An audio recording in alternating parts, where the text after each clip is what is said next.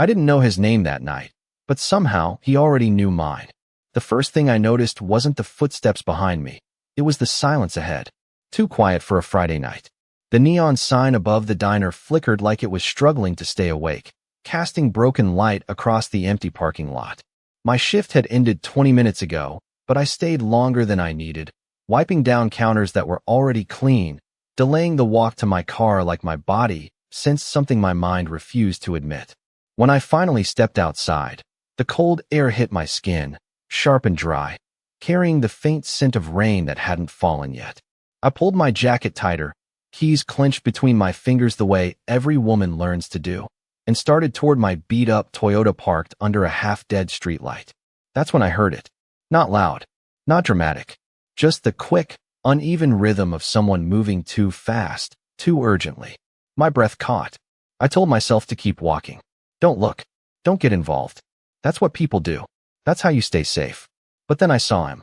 He stumbled out from the narrow alley beside the building, one hand braced against the brick wall like it was the only thing keeping him upright. Tall, dark coat, shoulders too straight for someone in trouble. Even in the weak light, I could see something was off. Not panic, not fear, control. Like whatever situation he was in, he hadn't lost it. Not completely. Our eyes met for half a second, and something shifted. I don't know how to explain it. It wasn't recognition. It was awareness. Like he saw me, not just as a stranger passing by, but as a decision. Behind him, farther down the alley, shadows moved. More than one. Voices, low and distant, carried just enough to make my chest tighten. Instinct screamed at me to turn around, get in my car, drive away, pretend I never saw anything. That would have been the smart choice. The normal choice. But my feet didn't move. Maybe it was the way he stood there, refusing to collapse. Maybe it was the look in his eyes, not asking for help, not begging, just waiting to see what I would do. I swallowed hard, my pulse hammering in my ears, and before I could stop myself, I stepped closer. Hey, I whispered, barely louder than the wind brushing past us. You can't stay out here. His gaze sharpened, studying me like I'd just broken some invisible rule. For a second, I thought he might walk away. Or worse, pull me into something I couldn't escape. But instead, he took one slow step toward me. Close enough that I could feel the heat radiating off him, smell something expensive beneath the cold night air. Not fear. Not desperation. Power. Even like this. Even now. You shouldn't be here, he said quietly, his voice low, controlled, like every word had been chosen before it left his mouth. I shook my head, my fingers tightening around my keys. Neither should you. Another sound echoed from the alley. Closer this time. The kind of sound that doesn't give you options. Only seconds. My heart made the decision before my brain could argue. I turned, pushing open the back door of the diner, the bell above it mercifully silent at this hour. Then I looked over my shoulder at him, meeting his eyes one more time. If you're coming, I said, my voice barely steady. It's now. For a fraction of a second, he didn't move. Like he was weighing something far bigger than just stepping through a door. Then he followed me inside. And that was the moment everything changed. Not when I helped him. Not when I heard the footsteps fade outside. But when the door closed behind us, and I realized the danger I'd just let in wasn't outside anymore. It was standing right behind me, watching, and somehow deciding what I was worth. The door clicked shut behind us with a soft sound that somehow felt louder than anything outside, like it sealed something I could not undo. And for a second neither of us moved. Not me with my hand still gripping the handle. Not him standing just inside the dim back hallway of the diner. The faint hum of the refrigerator units the only noise filling the space. And I became painfully aware of how close he was. How much space he took up without even trying. How the air itself seemed to shift around him as if it recognized something I did not yet understand. My heart still racing from the alley, from the shadows, from the choice I had just made without thinking it through. And slowly I turned around to face him, forcing myself to breathe normally even though nothing about this felt normal. Not the situation, not him, not the way his eyes stayed locked on mine like he was reading something written beneath my skin, something I had never said out loud. You can sit, I said, my voice quieter than I intended as I gestured toward a metal chair near the prep table, trying to fall back into something practical, something grounded. Because if I treated this like a problem I could solve, then maybe I would not feel the weight of whatever this really was. But he did not move right away. He just watched me, assessing, calculating, like he was deciding whether I was a risk or an asset. And that thought alone made a chill run down my spine. Not because I was afraid exactly, but because I realized he was not reacting like someone who had just been helped. There was no relief in him, no gratitude, only control. Even now, especially now. And when he finally stepped forward, it was slow, deliberate, every movement precise, as if nothing about him was accidental. He lowered himself into the chair without breaking eye contact, his posture still straight despite everything. And I noticed then the small details, the expensive fabric of his coat now creased from whatever had happened before, the faint tension in his jaw, the way one hand rested lightly against his side like he was aware of something there but refusing to show it. And I swallowed, forcing my hands to stay steady as I reached for a clean towel and a bottle of water from the counter. "You are not calling anyone?" he asked suddenly, his voice cutting through the quiet, calm but edged with something I could not quite name. And I shook my head before I even thought about it. "No," I said, setting the items down in front of him. "I am not." And for a moment that seemed to surprise him. Not visibly, not in any obvious way, but I saw it in the slight shift of his eyes, like he had expected a different answer, like people usually made a different choice. And maybe they did, maybe I should have, but it was too late now. I was already in this, already part of something I did not understand. And as he reached for the water, his fingers brushed mine for the briefest second, not intentional, not lingering, but enough to send a strange awareness through me. Not fear, not exactly, something sharper, something that made me pull my hand back just a little too quickly, and his gaze followed the movement, catching it, noting it, storing it away like everything else. "You helped me," he said after a second, quieter now, almost thoughtful, like he was testing the words, and I let out a breath I did not realize I was holding, trying to keep this simple. "You needed it," I replied, because that was the truth, the only truth I could hold on to right now. But he tilted his head slightly, studying me in a way that made my chest tighten, like I had just said something far more significant than I intended. And then he leaned back, just enough to create a fraction of space between us, though it did not feel like distance. It felt like a shift, like a line had just been drawn that I could not see but could definitely feel. "People do not usually make that choice," he said, his tone still controlled but softer, more dangerous somehow because of it, and I hesitated, just for a second, before answering. Maybe they should. And that was when something changed, subtle but undeniable. His expression did not soften, his posture did not relax, but his focus sharpened in a way that made it clear I had just stepped into something deeper than I realized, and the silence that followed was no longer empty. It was full, heavy with something unspoken, something forming between us that had nothing to do with the alley or the shadows outside, something that made my pulse pick up again for an entirely different reason. And when he finally spoke, his voice was lower, almost certain, like a conclusion he had already reached. "That choice," he said, his eyes never leaving mine, "has consequences." I did not answer him right away because I could feel it, the weight behind his words, not a warning, not exactly a threat, something heavier, something certain, like whatever consequences he was talking about had already begun the moment I opened that door. And I hated how that made my stomach tighten, how it made me second-guess a decision that had felt so simple just minutes ago. Help someone, do the right thing, go home, forget it ever happened. But standing there in the dim back hallway with him watching me like that, I knew forgetting was no longer an option. "What kind of consequences?" I asked finally, forcing my voice to stay steady even though my fingers curled slightly against the edge of the counter, grounding myself in something real, something solid. And for a second he did not respond, his gaze drifting past me toward the back door, like he was listening to something I could not hear, measuring time in a way I did not understand. Then he leaned forward slightly, resting his forearms on his knees, his presence somehow becoming more focused, more intense without raising his voice or changing his expression, the kind that do not disappear when the night ends. He said quietly, and something about the way he said it made my chest tighten again, because it sounded less like a possibility and more like a fact, like this was already set in motion and I had just stepped into the middle of it without realizing. I shook my head a little, more to myself than to him. trying to push back against that feeling. "I just let you in," I said. "That does not mean anything." But even as the words left my mouth, I knew they sounded weaker than I wanted them to. And he noticed. Of course he noticed. His eyes narrowing just slightly as if he could hear the doubt under my voice. "It means everything," he replied, not louder, not sharper, just more certain. And that certainty was what unsettled me the most, because he was not trying to convince me.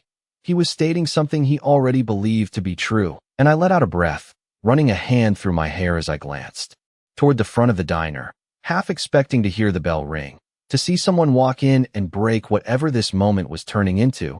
But the place stayed empty, quiet, like the world outside had paused just long enough for this to happen. "You are overthinking it," I said, turning back to him, trying to regain control of the situation in the only way I knew how, by making it smaller, simpler, manageable. "You were in trouble. I helped. That is it." And for the first time since he walked in, something shifted in his expression, not softer, not warmer, but almost amused, just for a fraction of a second, like I had said something he found interesting rather than incorrect, and he leaned back again, studying me in that same deliberate way that made it impossible to look away. "You believe that," he said, and I nodded. Immediately, even though my pulse had picked up again. "Yes," I answered, more firmly this time. And he held my gaze for a long moment, long enough that the silence between us stretched tight, almost unbearable, before he finally spoke again, his voice lower now, quieter, but carrying a weight that settled deep in my chest. "Then you should leave," he said, and the words caught me off guard, enough that I blinked at him. "What?" I asked, and he gestured subtly toward the front of the diner. "Go home," he continued, calm, controlled. "Lock your door. Do not answer if anyone knocks. Do not speak to anyone about tonight."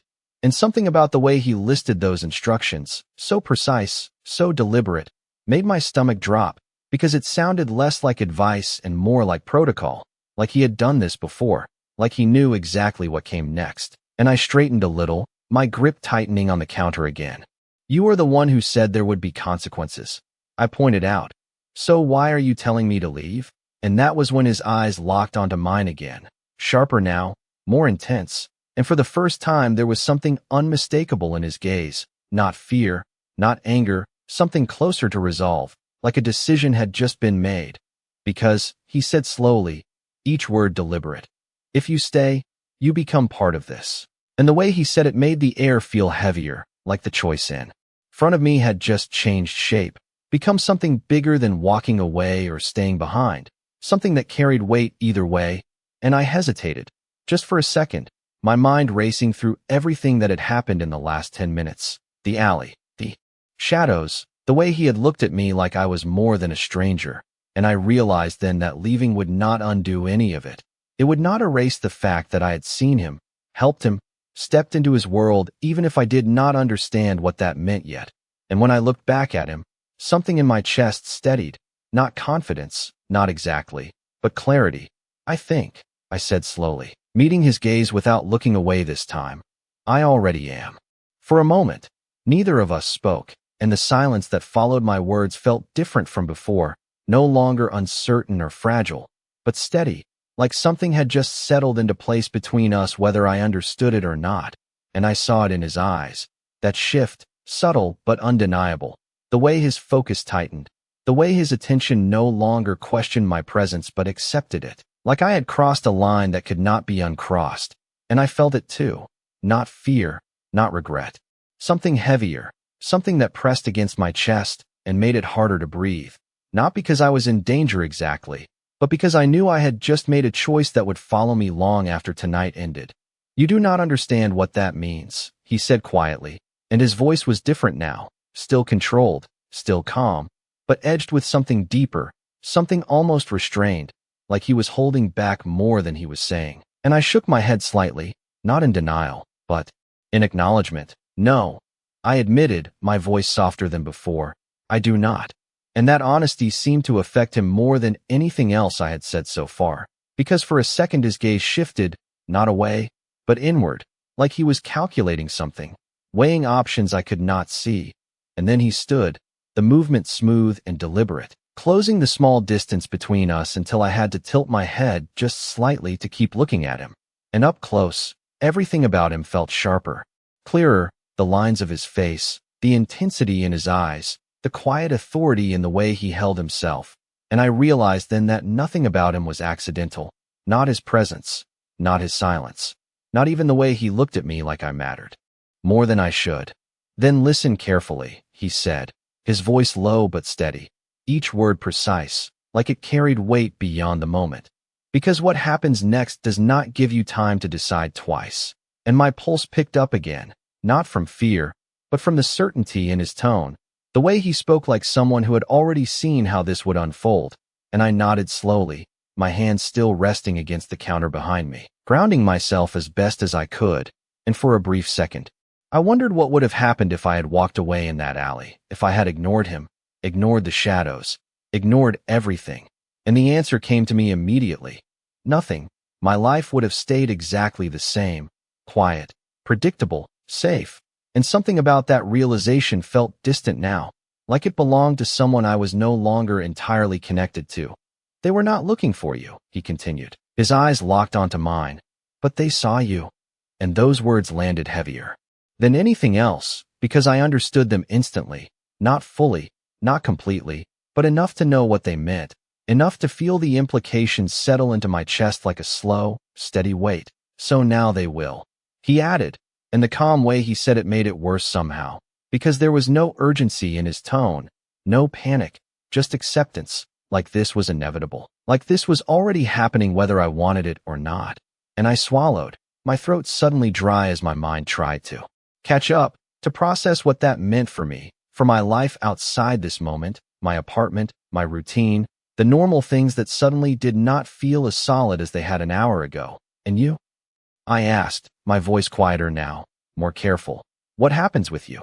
And that was when something shifted again, not in the room, not in the air, but in him, his gaze sharpening just slightly, his posture adjusting in a way that made his presence feel even more defined, more certain, like the question had drawn a clear line he was ready to step across.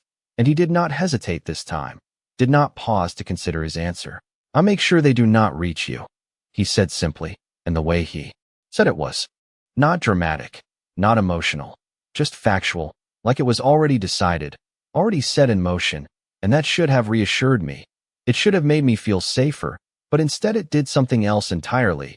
It made my chest tighten in a different way, because there was something in his tone, something in the certainty of it, that felt less like an offer and more like a claim.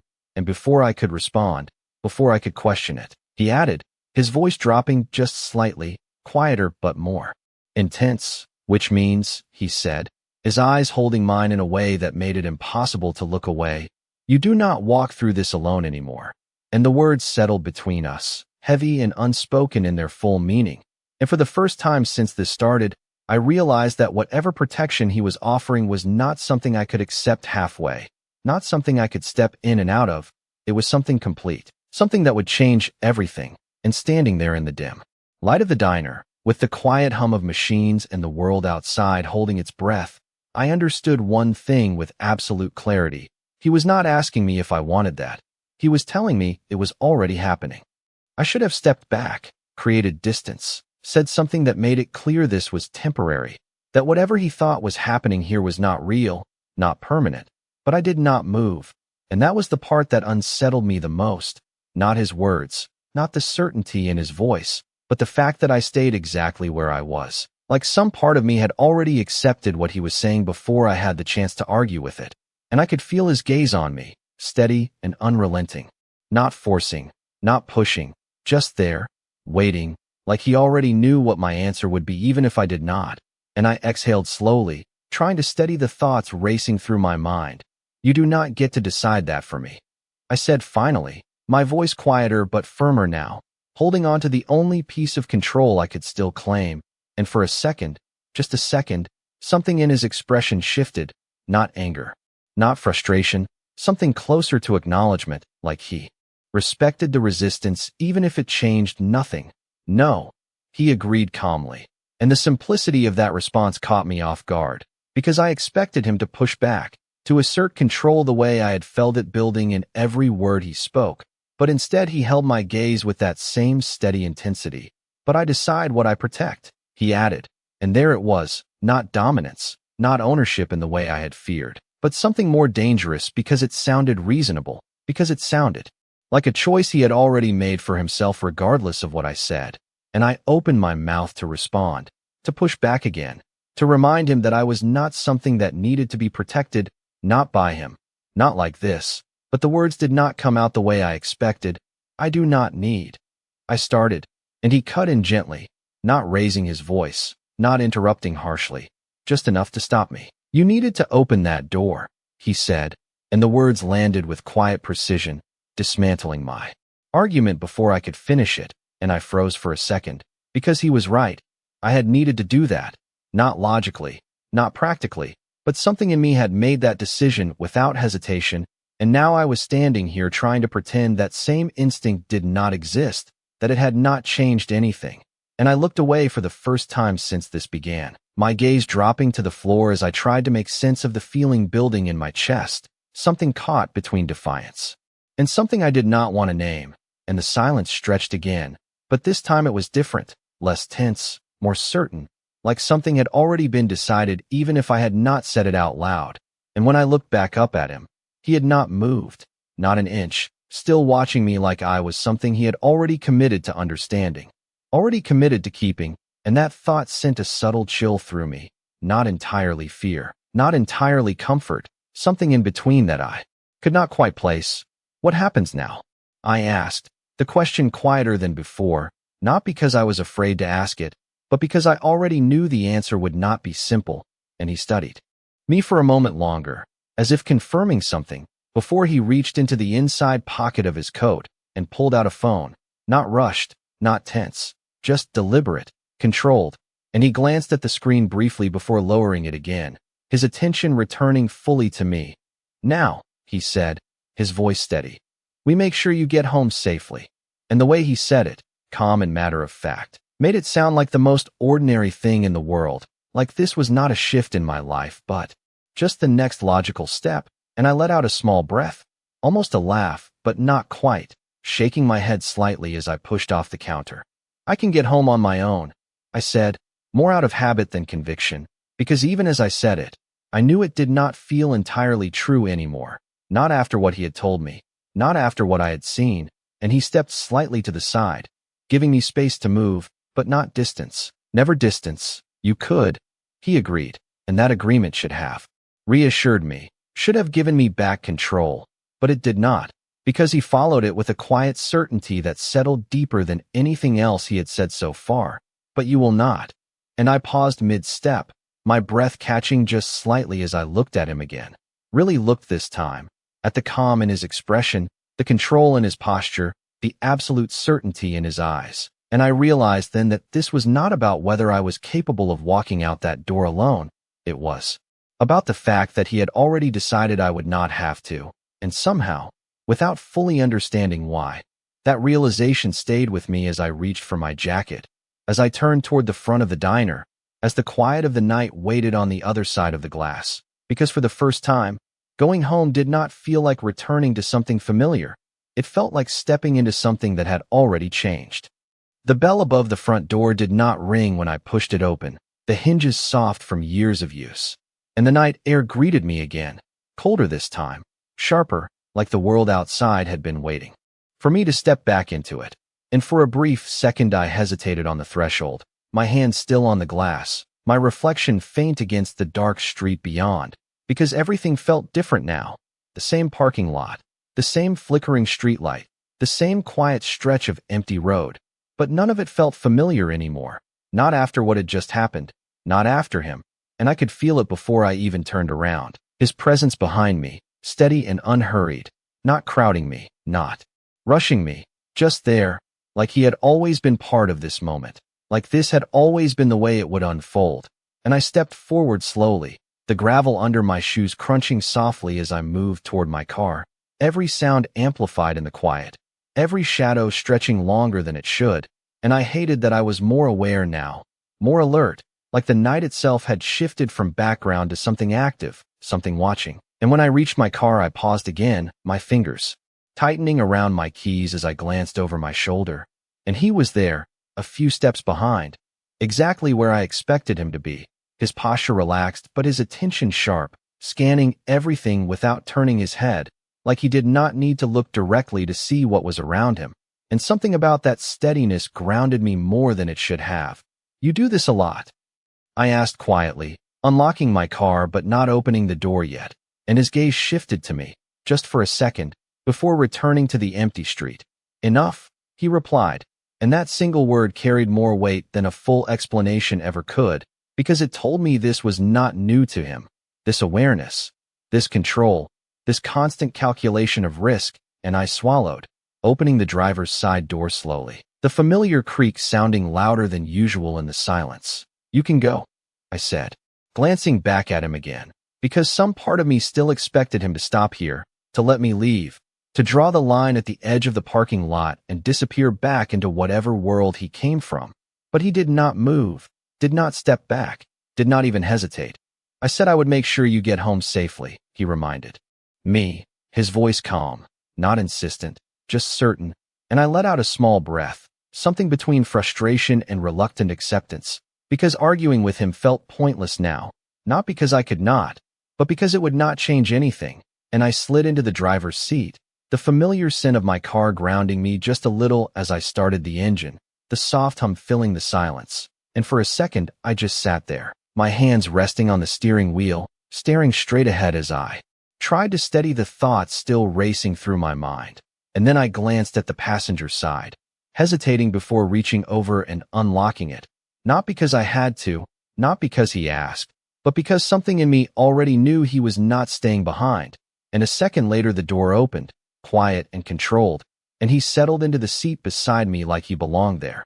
Like this was not an intrusion but a continuation, and I felt it again, that shift, subtle but undeniable, as if the space inside my car had changed simply because he was in it. And I pulled out of the parking lot slowly, the tires crunching over gravel before hitting the smooth asphalt of the road, and the drive that usually took 10 minutes felt different now. Every streetlight casting longer shadows, every passing car making my attention sharpen just a little more, and I became aware of him in ways I had not inside the diner. The way he sat still but not relaxed, the way his gaze moved without seeming to, the quiet presence of someone who did not miss anything. And it should have made me uneasy, having someone like that so close, someone I did not know, someone I had only just met under circumstances that made no sense. But instead it did something else entirely, something quieter, something steadier, like the awareness that I was not alone in whatever this had become. "You always follow through like this?" I asked after a few minutes, my eyes still on the road, my voice softer now, less defensive, and he did not answer right away. And for a moment I thought he might ignore the question. But then he spoke, his voice low and even, when it matters, and I tightened my grip on the steering. Well, just slightly, because something about that answer settled deeper than I expected. Something about the way he said it made it clear that this, whatever this was, already mattered, and I did not know if that should have worried me or reassured me more. The city felt quieter the farther we drove, like the noise had been left behind at the diner, replaced by long stretches of empty streets and the steady rhythm of streetlights passing overhead, one after another, casting brief shadows across the dashboard before disappearing again, and I focused on that pattern more than anything else, letting it anchor me, because every time my thoughts drifted back to what had just happened, to him sitting beside me, to the way everything had shifted so quickly, my grip on reality felt just a little less steady, and I hated that feeling. Hated not being in control of something as simple as my own night. But every time I tried to push it away, I could feel his presence beside me, constant, unmoving, like a reminder that this was not something I could ignore, not anymore. And I glanced at him briefly, just a quick look before returning my eyes to the road, and he had not changed, not in posture, not in expression, still watching everything with that same quiet intensity, like the world outside was a map he already understood. And I wondered, not for the first time, what kind of life taught someone to be like that? What kind of experiences shaped that level of awareness? And the thought lingered longer than I expected, because it made him feel less like a stranger and more like a question I was not sure I wanted answered. "You have not asked my name," I said after a while, the words slipping out before I could stop them, and the moment they did, I realized how strange that was, how much had happened without something that simple, and his gaze shifted to me again, slower this time, more deliberate, like the question mattered more than it should have. Names change things, he said, his voice calm, but carrying that same quiet weight I was starting to recognize, and I frowned slightly, tightening my grip on the steering wheel as I turned onto my street, the familiar row of apartment buildings coming into view. So does everything else that happened tonight, I replied, a little more sharply than I intended, and for a second, just a second, there was something almost like approval in his expression, like he expected that response, like it confirmed something about me he had already decided, and he leaned back slightly, not relaxed, but settled, like he had reached a conclusion. Emily, he said, and my breath caught just slightly, my hands tightening on the wheel. As I slowed the car without meaning to, because I had not told him that, not at the diner, not in the car, not anywhere, and the realization hit me all at once, heavy and undeniable. How do you know that? I asked, my voice quieter now, more careful, and he did not answer immediately, just watched me for a moment longer before his gaze shifted back to the road ahead.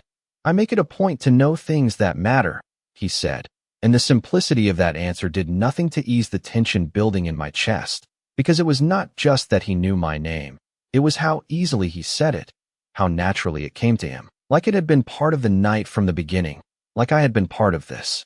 Longer than I realized, and I pulled into the small parking lot in front of my apartment building, the headlights illuminating the familiar brick exterior, the same place I had come home to every night for the past 2 years, and yet it felt different now, like I was seeing it from a distance rather than stepping into something safe, and I turned off the engine slowly, the quiet settling around us again, heavier than before, and for a moment I just sat there, my hands still on the wheel, staring at the building in front of me as I tried to process everything, the alley, the diner, the drive, the way my name sounded in his voice, and then I finally turned to him, meeting his gaze fully this time.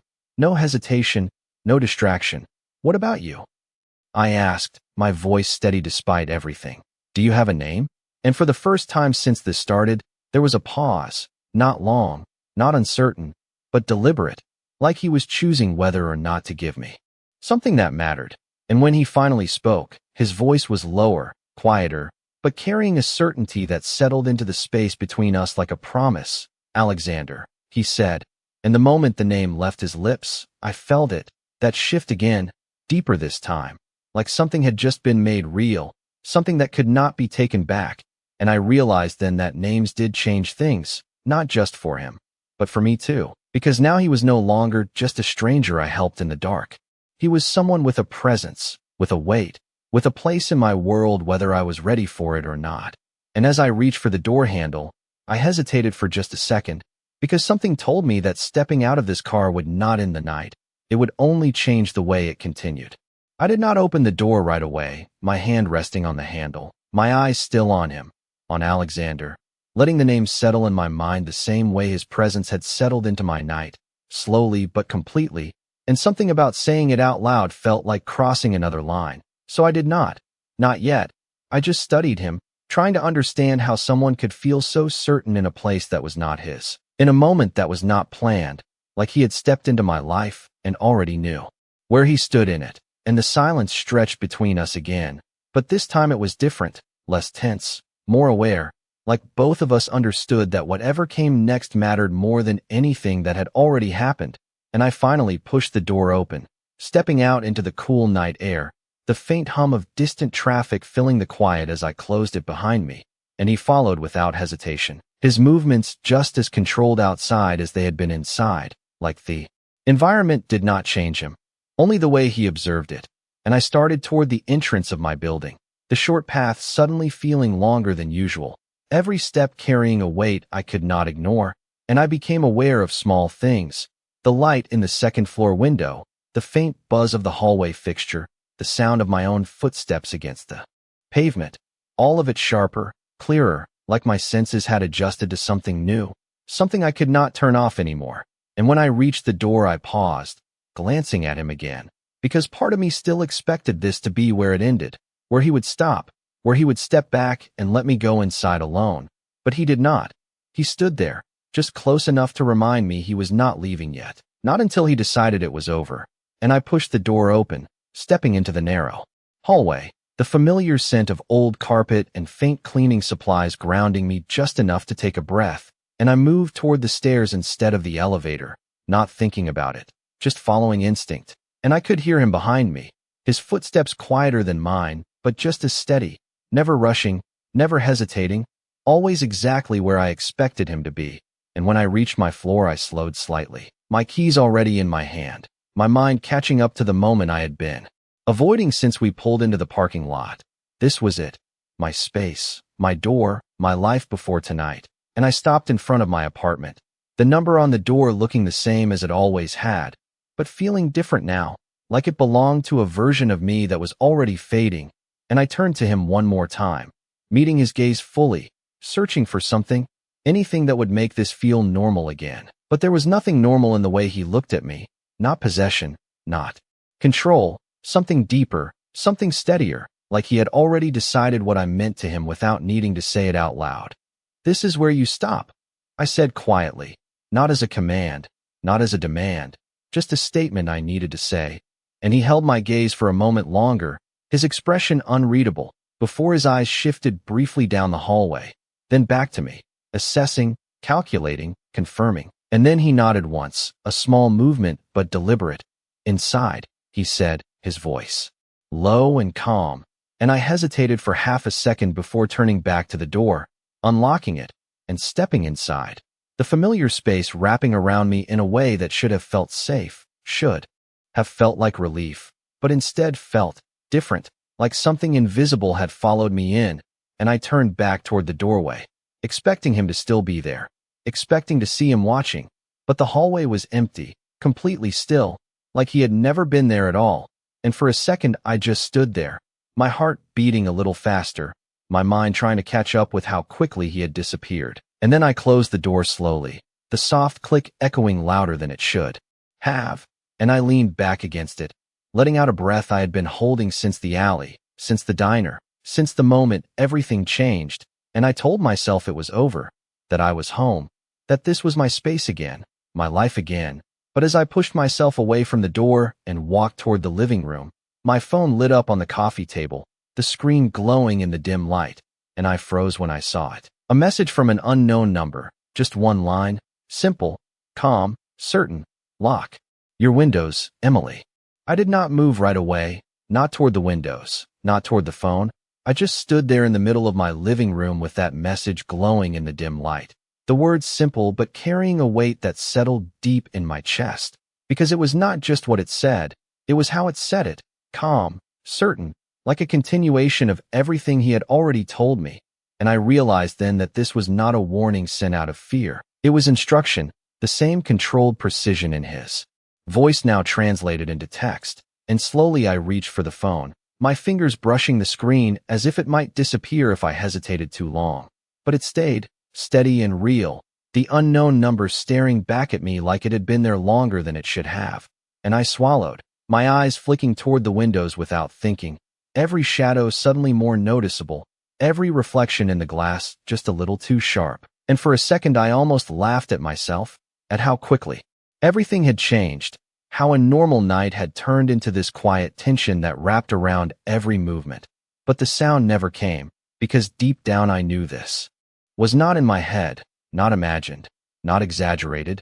This was real, and I moved then, slowly at first, stepping toward the nearest window, my hand reaching out to check the lock, feeling the cool metal under my fingers as I pressed it into place even though it was already secured, and I repeated the motion with the next one, and the next, moving through my apartment with a growing awareness that I was not just following a suggestion. I was responding to something I could not see but could definitely feel. And when I finished I stood there for a moment, my back to the door, my phone still in my hand, staring at the quiet space around me. The familiar furniture, the soft glow of the lamp in the corner, everything exactly where it had always been, and yet nothing felt the same. And I let out a slow breath, trying to steady myself, trying to hold on to something normal, something unchanged. But the thought that kept returning, over and over, was not about the message, not about the shadows outside. It was about him, about the way he had said it, the way he had looked at me, the way he had known my name before I gave it to him.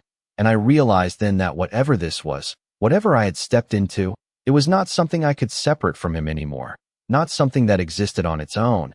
And as if the thought itself had triggered something, my phone vibrated again in my hand, the screen lighting up with a second message from the same number, and this time I did not hesitate. I looked immediately, my breath catching just slightly as the words came into focus. Do not turn on the lights in the bedroom. And the air in the room seemed to shift around me, not colder, not darker, just aware, like the night had followed me inside after all. And I froze for a second, my instincts pulling in two directions at once, one telling me to ignore it, to push back, to prove that I was still in control of my own space, and the other, quieter but stronger, telling me to listen, to trust that whatever he was doing, whatever he was seeing that I could not, was already in motion. And I took a slow step back, my eyes moving toward the hallway that led to my bedroom, the darkness there deeper than the rest of the apartment, more still, more silent. And I realized then that this was the moment he had warned me about, not the alley, not the diner, not the drive home. This, standing here alone with a choice that did not feel like a choice at all, and my fingers tightened around the phone as I whispered his name under my breath for the first time, testing it, grounding myself in it, Alexander. And even saying it out loud did not make me feel alone, not completely, because somewhere out there, beyond the walls of my apartment, beyond the reach of what I could see, I knew he was still there, still watching, still deciding. And for the first time since this started, I understood something clearly. This was not about whether I had stepped into his world. It was about the fact that his world had already reached into mine. And it was not